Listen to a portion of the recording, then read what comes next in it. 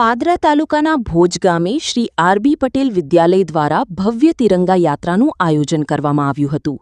આચાર્ય શ્રી રાજેશભાઈ અમીનના હસ્તે યાત્રાને પ્રસ્થાન કરાવવામાં આવ્યું હતું. દેશભક્તિના નારાઓ વચ્ચે વિદ્યાર્થીઓએ તિરંગા સાથે સમગ્ર ગામમાં રાષ્ટ્રભક્તિનો સંદેશ પાઠવ્યો હતો. ભારત માતા અને ઝાંસીની રાણી લક્ષ્મીબાઈ સહિતની દેશભક્તિપૂર્ણ વેશભૂષામાં સજ્જ વિદ્યાર્થીઓ આકર્ષણનું કેન્દ્ર બન્યા હતા. શાળા પરિવાર, વાલીઓ અને ગ્રામજનો મોટી સંખ્યામાં જોડાયા હતા. બી પટેલ વિદ્યાલય ભોજ આજરોજ 14મી ઓગસ્ટ 2026ની સ્વતંત્રતા દિન નિમિત્તે પૂર્વ સંધ્યાએ અમારા ગામ ભોજમાં એક ભવ્ય રેલીનું આયોજન કરવામાં આવ્યું. અમારી શાળાના આચાર્ય શ્રી રાજેશભાઈ બી અમીન દ્વારા વિદ્યાર્થીઓને સૂત્રો તથા નારા ગગનચુંબી નારા સાથે ભવ્ય તિરંગા યાત્રાની શરૂઆત કરવામાં આવી. એમાં શ્રી એમને પ્રસ્થાન કરાવ્યું.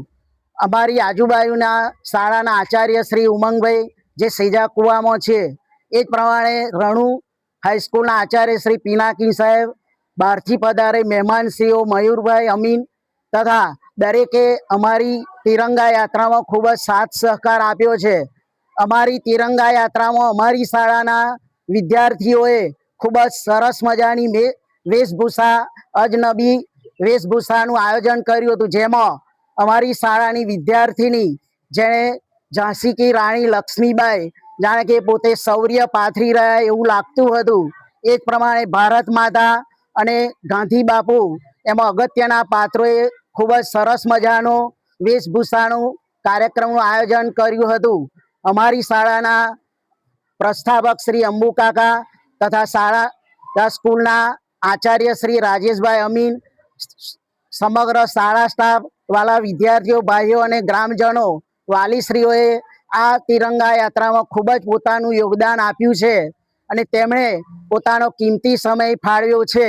અમારા ભારત દેશની 2047ની શ્રી અમારા વડાપ્રધાન શ્રી નરેન્દ્ર મોદીની જે વિકસિત ભારતની જે યોજના છે એને અમે સાથ સહકાર આપ્યો છે અને સમગ્ર ગામમાં દેશભક્તિ, રાષ્ટ્રપ્રેમ અને એ રીતે તિરંગા યાત્રા સફળ બની છે.